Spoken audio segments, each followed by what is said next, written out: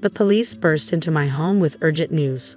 We've transported a child found in a car registered under your name. You're under arrest. Shocked by their sudden arrival, I struggled to comprehend. What? I don't have a child, I blurted out in confusion. The officer appeared equally bewildered, explaining they had identified the car's owner through the license plate. My name was on record. Could this be some terrible misunderstanding? Frantic with worry, I rushed to the hospital where the child had been taken. There, a 5-year-old boy lay on an emergency bed, his face flushed and marked with distress. Yet despite his condition, a surge of recognition and concern washed over me at the sight of his familiar features. From that moment, my life took an unexpected turn with this child at its heart. My name is Emily, aged 33, working from home. I met my husband Michael in college where we bonded over shared interests in a club, eventually marrying after graduation. Despite our decade-long marriage, we struggled with infertility. Despite treatments, my condition made conceiving difficult. Michael, always kind-hearted, reassured me.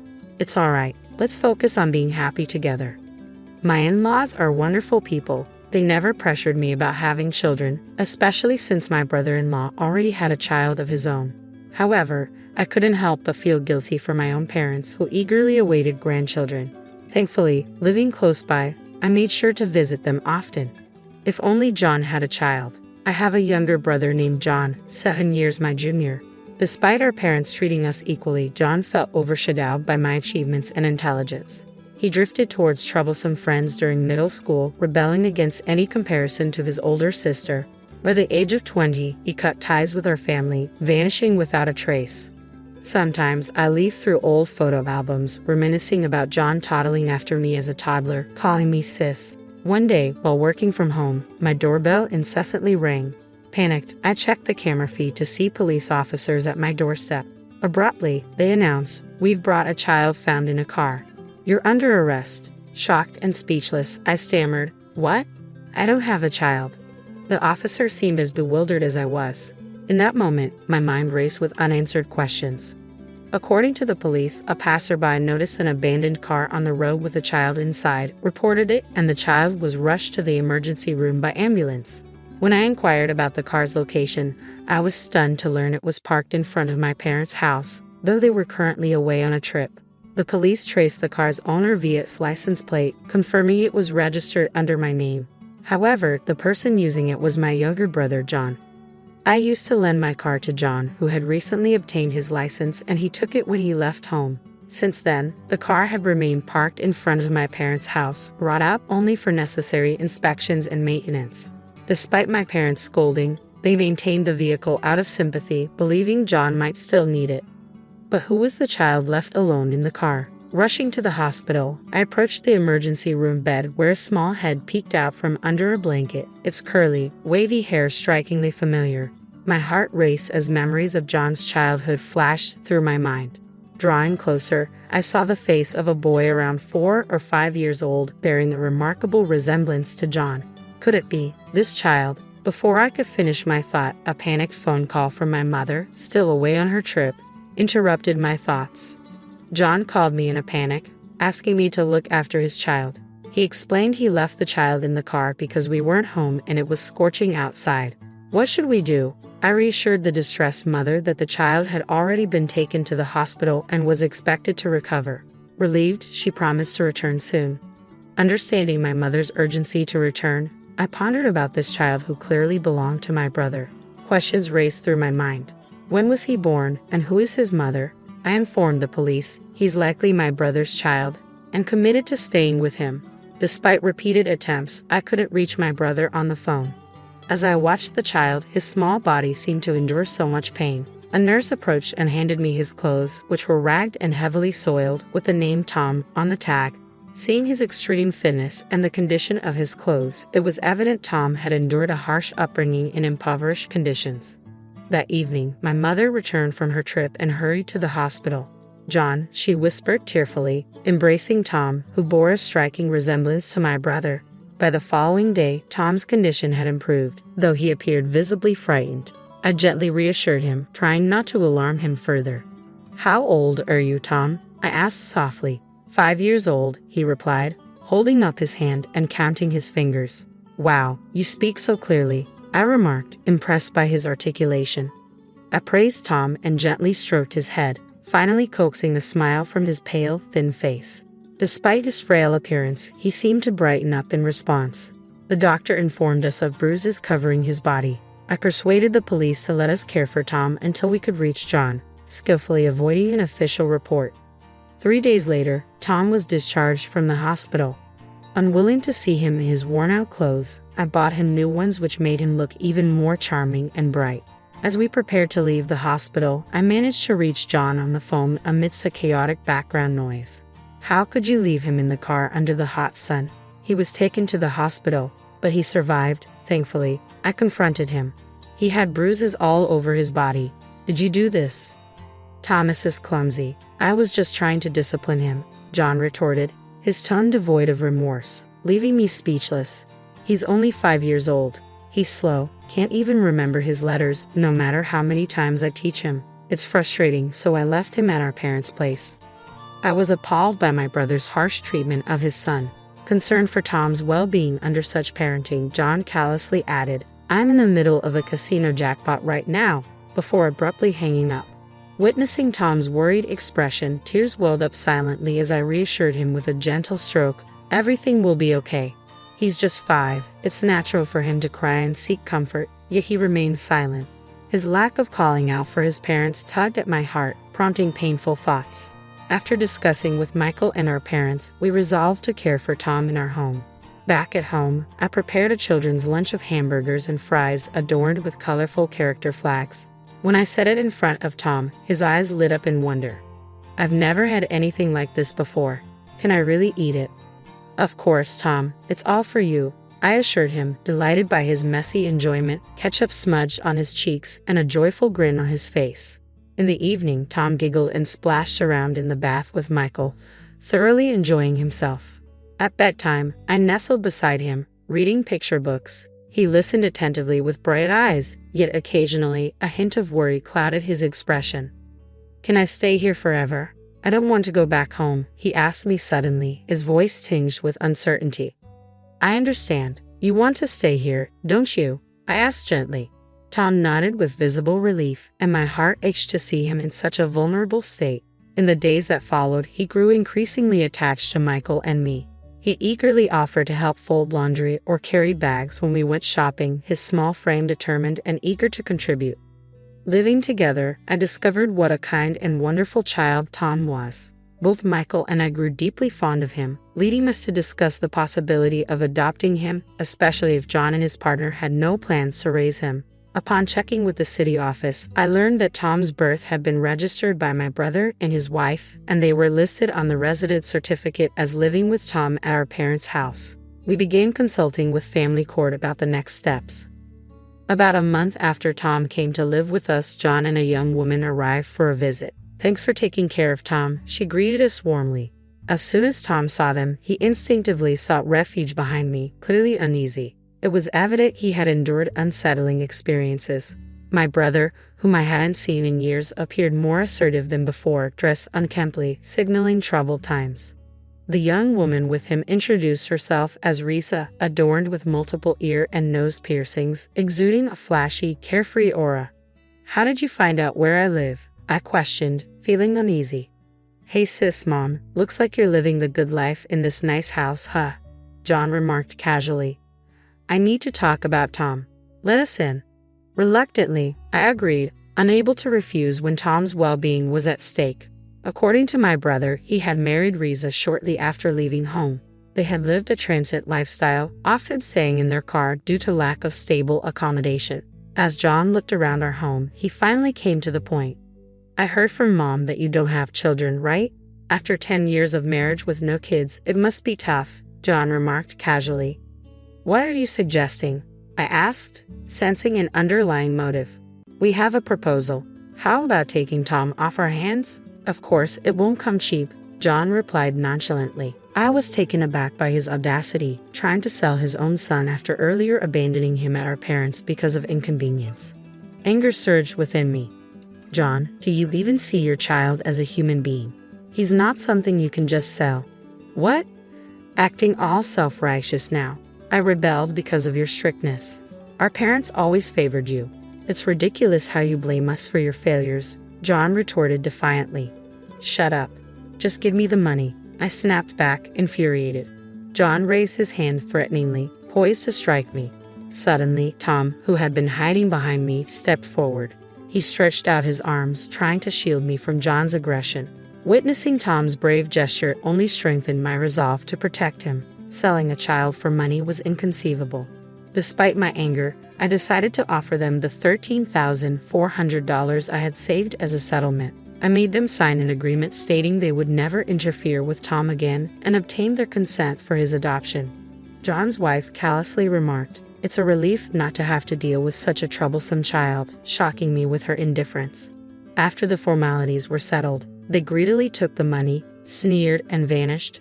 From that moment, Tom truly became our son, and we finalized all the necessary legal procedures. The ensuing days overflowed with joy. Tom thrived in health, and our lives as a couple were brimming with smiles and happiness because of him. During this time, we discovered Tom's talents and were eager to nurture them. Yet 15 years later, another unexpected encounter unfolded. Once more, my younger brother and his wife paid us a visit. John sported a scruffy beard, unkempt hair, and appeared much older than his 41 years. His wife, without makeup, wore worn-out clothes and torn plastic sandals. It was evident they had fallen on hard times, living a rough existence. An uneasy feeling settled over me as they appeared unexpectedly, knowing their visit couldn't bode well, especially with my dependable husband Michael away at work that day. "What do you want?" I asked cautiously. "I need some money," John replied bluntly. "Why should I give you money?" I countered, wary of his intentions. "I heard Tom, that idiot, managed to get into a prestigious medical school," John remarked, his disdain evident. It seemed he had learned about Tom's achievements from someone in our neighborhood at a local tavern. In reality, Tom is incredibly bright. He's been at the top of his class since elementary school and recently secured a spot at a prestigious medical school straight out of high school. "Why is that any concern of yours now?" I asked sharply. "It's a big deal. He's my son, and since he's turned out so well, I think I'll take him back," John declared with a smirk. "What?" I exclaimed, stunned by his audacity. "If you think I'll agree to that, how about you demand $33,500? Sister, didn't I already receive $13,400 from you 15 years ago? John retorted. "That's a different situation. I can't give you that kind of money," I replied firmly. When I firmly declined, John seized my collar and threatened me, his grip tight and menacing. The pain I felt was more emotional than physical as I looked at my estranged brother in dismay. Just as tension escalated, a voice interrupted with a shout, "Stop," and forcefully grabbed John's arm. It was Tom, now a sturdy 20-year-old, who easily subdued John, pitting him to the floor. Seeing Tom grown up, John's wife spoke in a saccharine tone. "You've grown so much. I'm your mother. I've missed you." But Tom responded firmly, "My only parents are the ones in this house. I remember what you did to me when I was 5. I felt love for the first time here. You are not my parents." Even after Tom's declaration, they persisted. I then produced the agreement we made 15 years ago. It explicitly stated, "We will have no further involvement with the child. Failure to comply will result in legal action." "You've broken your promise. I'm calling the police," I declared firmly. They looked visibly shaken, scrambling to make excuses, claiming they had completely forgotten about the agreement. In truth, we're being hounded by debt collectors. Without $33,500, we're in serious trouble, John pleaded, his tone now desperate after earlier threats. "Don't expect sympathy from me. I can't help you," I responded coldly. "The day you abandoned Tom, you lost any claim to my support. I don't have a brother anymore." "I'm sorry, but no," I replied coldly, refusing to enable his actions any further. As their persistence pushed me to consider involving the police, they reluctantly departed. Later, I learned that the couple had been apprehended for shoplifting and were serving time in jail, their lives evidently in turmoil. Meanwhile, Michael, Tom, and I enjoyed a peaceful and joyful existence together. Tom's aspiration to become a doctor, driven by a desire to alleviate suffering, filled me with immense pride and happiness. Reflecting on our life, Tom's presence had brought laughter and contentment into our days. We looked forward to continuing our happy life together.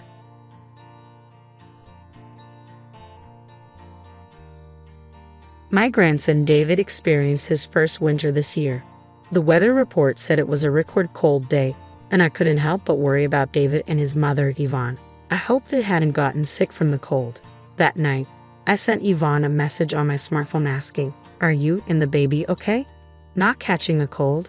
But even though I sent it 2 or 3 times, there was no reply, not even a read receipt.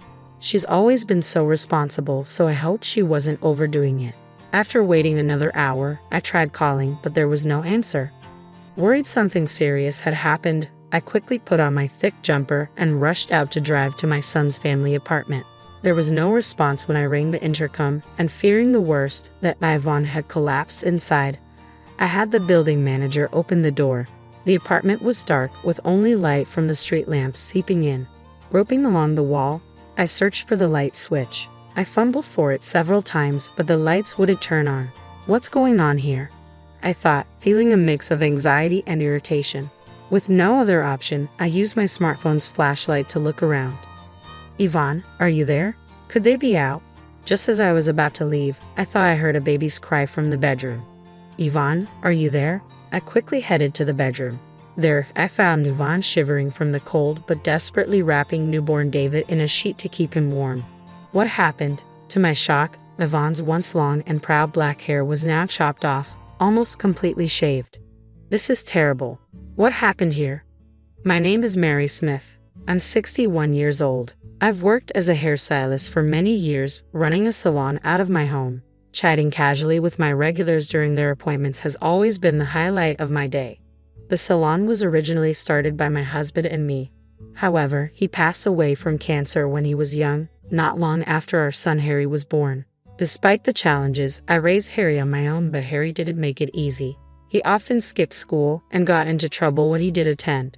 After graduating high school, he didn't continue his education, instead spent his days hanging out in town. I often wondered if he felt inferior because he didn't have a father around or if I wasn't a good enough mother. I always worried about Harry's future but never found an answer. So when Harry suddenly said one day, "I want to be a hairstylist," I was so surprised I pinched my cheek, thinking I was dreaming. "What's gotten into you?" I asked. "Hairstylists are popular with the ladies, right?" Harry replied with a smirk. "I guess kids do grow up watching their parents, huh?" Regardless of the reason, I decided to take a positive view of my son showing interest in his future for the first time. Harry successfully graduated from cosmetology school and started working as an apprentice at a senior salon. That's where he met Yvonne, who would later become his wife. Harry was smitten with her at first sight, and after a strong pursuit, he announced to me with a confident smile, "I've decided to marry this girl," introducing me to Yvonne. "Nice to meet you. I'm Yvonne. You were a hairstylist too, right? I look forward to learning from you." Yvonne, with her long black hair and bright smile, was a wonderful woman.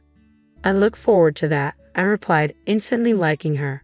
A year after their marriage, Harry expressed his desire to start his own salon.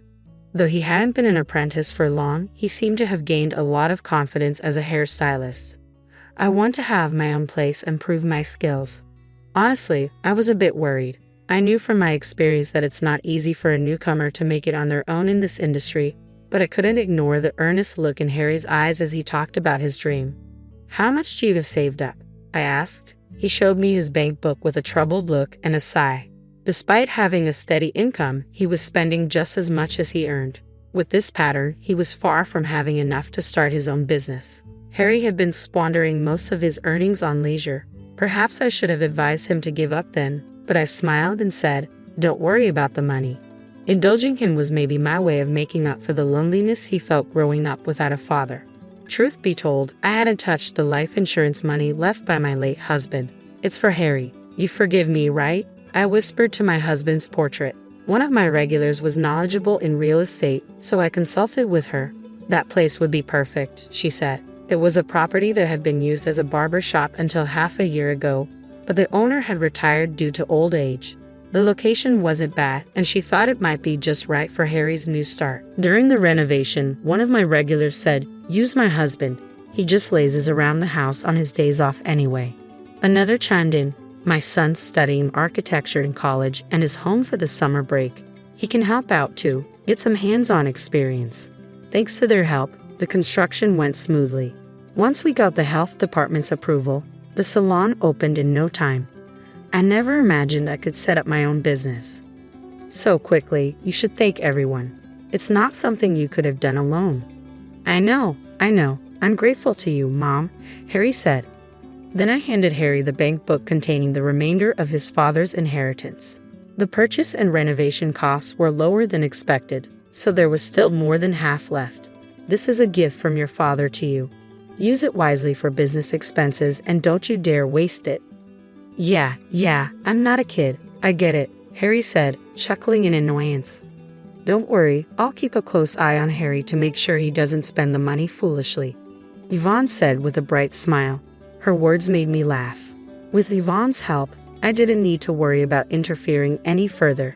I optimistically decided to watch over their business from a distance. But soon, I realized my optimism was misplaced. Yvonne occasionally visited my salon to update me on their progress, and each time her expression grew more somber. 3 months after Harry's salon opened, she confided, "Harry's not putting his heart into the work." What? Harry, why? He was so enthusiastic at first. Sure, he thought his skills would bring in customers, but within a month, he stopped smiling and began treating customers coldly. As a result, our reputation has plummeted and customers have stopped coming. I couldn't believe what I was hearing. Harry had wanted his own salon so badly. What had changed in such a short time? Harry thought that being a good hairstylist was all it took, but running a salon is more than that. Yvonne sighed. She was right. Business doesn't work on the quality of your work alone. Customer service plays a huge role in success.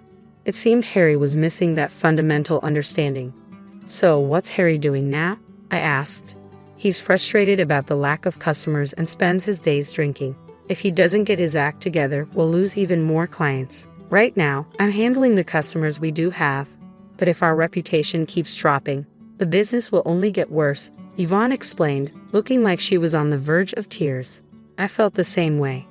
All right, I'll have a serious talk with him next time I see him. Thank you so much, Yvonne said, bowing deeply before brushing back her long black hair. Your hair is always so stunning, I commented, trying to lighten the mood. I started growing it out in middle school, she said proudly. Being that long, any particular reason? Are you familiar with hair donation? Yvonne looked at me earnestly. Hair donation. I think I heard about it at a hairstylist's meeting, but I don't know much about it. Yvonne's eyes sparkled as she explained, it's about making wigs from real hair for children who've lost their hair due to congenital diseases, illness, or accidents. I've been growing my hair to donate to organizations involved in this. Isn't it wonderful to be able to help someone? I read an article about an actress who was doing it and thought maybe I could do that too. Wow, that's really admirable, especially for someone as young as you, I said, overwhelmed by Yvonne's passion. 6 months into her marriage with Harry, Yvonne got pregnant. She's always been so conscientious, always pushing herself too hard. When I'm not looking, Yvonne, this is the most crucial time. You really shouldn't overdo it, I repeatedly warned her. She'd just lightly laugh and say, don't worry, I'm taking it easy, consulting with the baby in my belly. But in reality, Yvonne worked at the salon right up until the last month of her pregnancy, supporting the family while Harry's attitude worsened. Every time Yvonne updated me, I felt my own shortcomings as a mother. One day, I finished work early and decided to check on their salon. I ran into Harry just as he was about to leave. Where are you going? Out for a drink. There won't be any more customers today anyway, he said nonchalantly, laughing off the situation. The lack of customers had become normal for Harry, and he wasn't even trying to improve things anymore. You're about to become a father, you know. Harry just waved his hand dismissively and hopped on his motorcycle. We're not done talking. Think about Yvonne for once. Yeah, I'll do that when I feel like it. He laughed and sped off. Inside the salon, Yvonne was cleaning the floor. Today we managed to get just one customer, she said, smiling brightly despite looking exhausted. Are you eating properly? You need to get enough nutrition. Don't worry about me. It's not just about you, it's for the baby, I said sternly, making sure she understood the gravity of the situation. Yvonne teared up a bit and thanked me. At times like this, a father should be there to support her. I wanted to shout at Harry, who was nowhere to be found. Yvonne told me the salon wasn't doing well and that Harry was spending money recklessly every night. Giving that bank book to Harry was a mistake. I regretted my decision. Despite being busy, Yvonne never neglected her hair care. Gently stroking her belly, she said, "I want to teach my child the joy of helping others." That's when I realized I wanted to support her since my son wasn't of much help. I decided to assist Yvonne at their apartment. "I'm always sorry to trouble you." "Don't worry about it. Just focus on the baby," she replied. It was my fault for not raising my son right. Because of that, Yvonne was suffering. Perhaps it was my way of atoning for my sins. At least at the end of summer, Yvonne went into labor earlier than expected and was rushed to the hospital.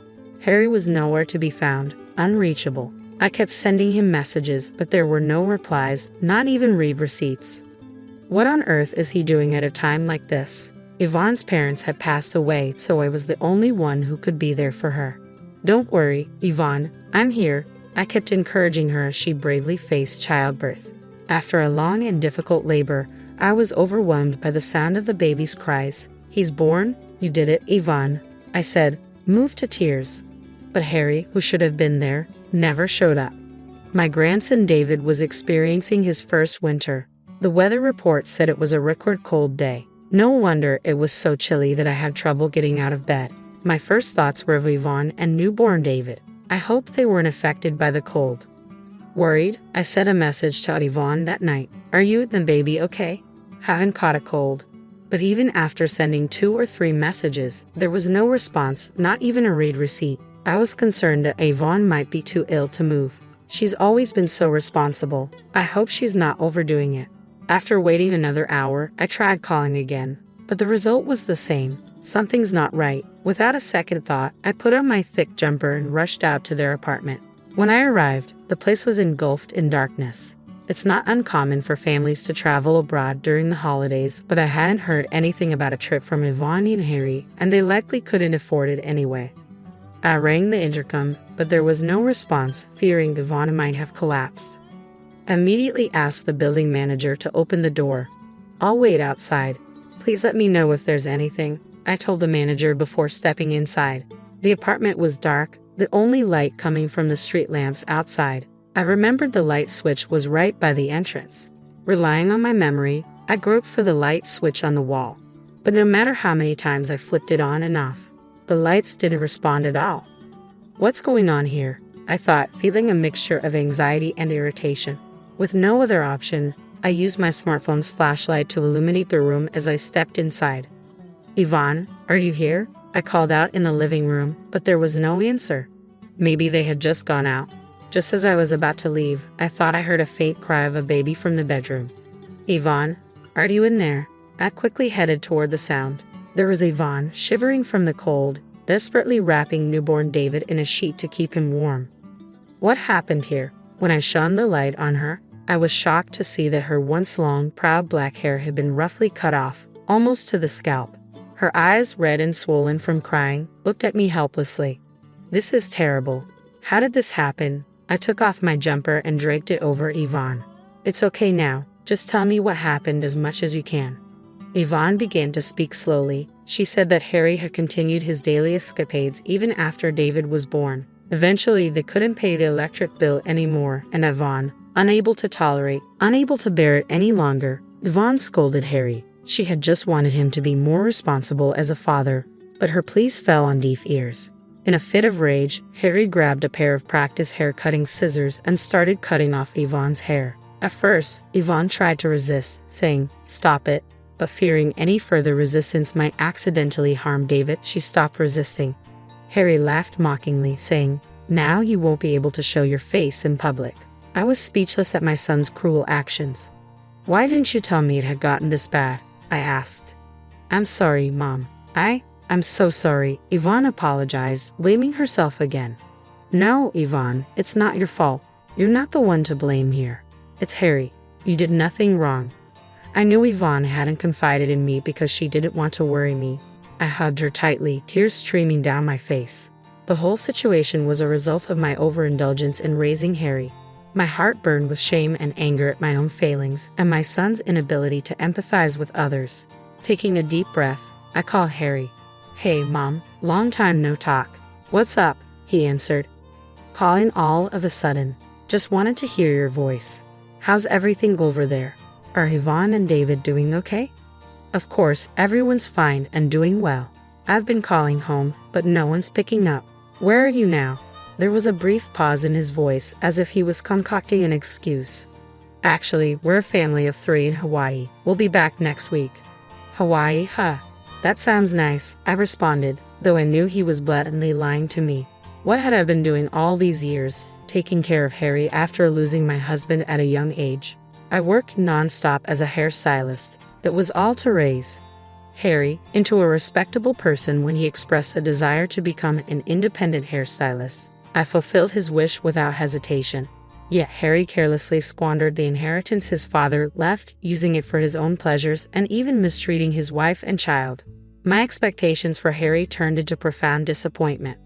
What would you like as a souvenir? I'll bring you something nice, Harry asked. Anything's fine. You're coming back next week, right?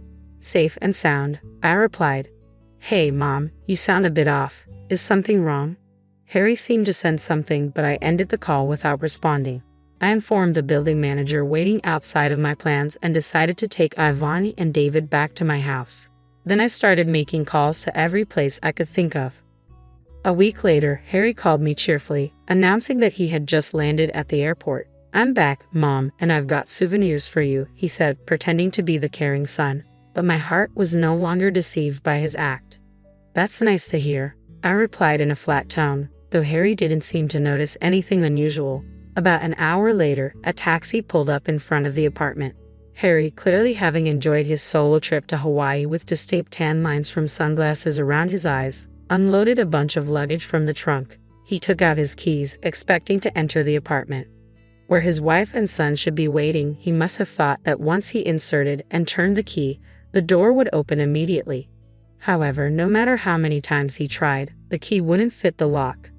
What's going on here? He exclaimed in frustration. I approached him quietly from behind and asked with a smile, Did you enjoy your trip to Hawaii? Though my heart was boiling with anger. Mom, you're here, Harry said, relieved to see me, misunderstanding the situation. Listen, Mom, I just got back and tried to enter the house, but the key won't fit. It must be Yvonne's prank.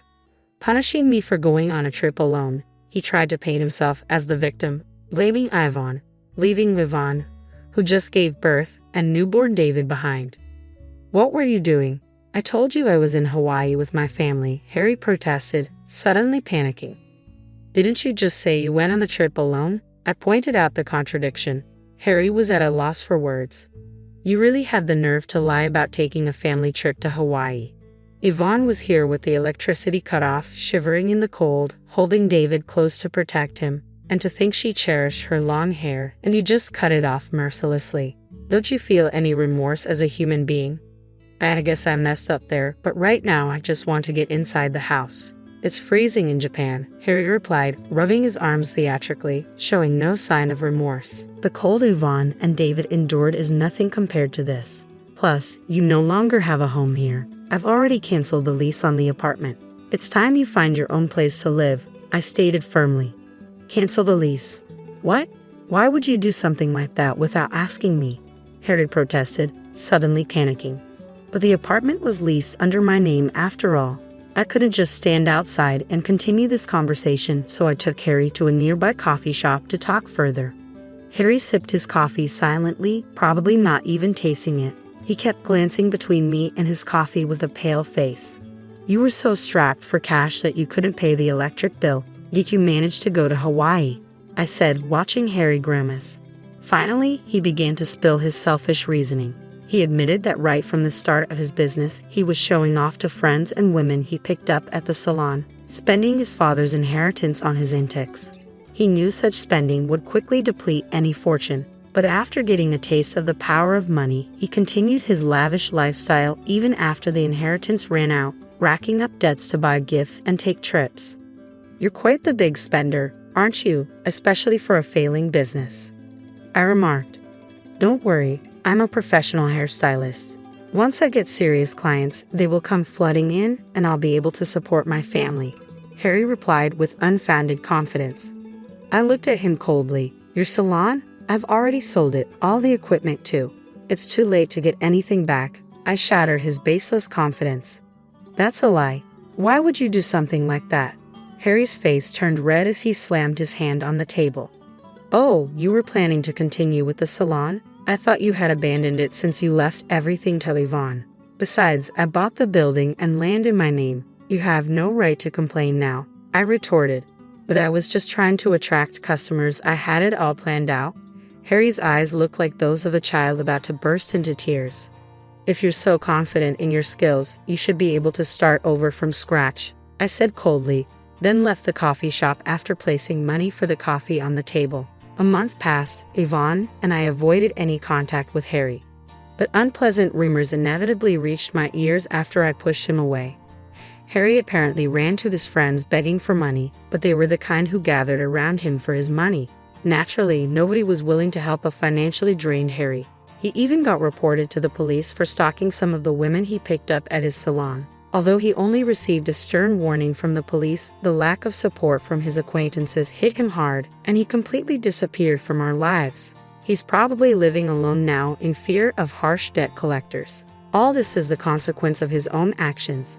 My anger towards Harry isn't just about his reckless spending.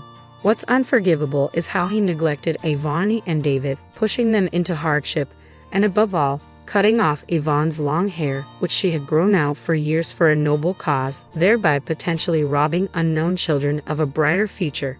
As a fellow hairstylist, I could never forgive Harry's actions. It will take a long time for Harry to truly understand the emotional pain Yvonne has endured.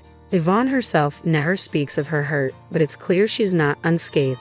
She appears to be keeping her feelings bottled up, probably not wanting to worry me.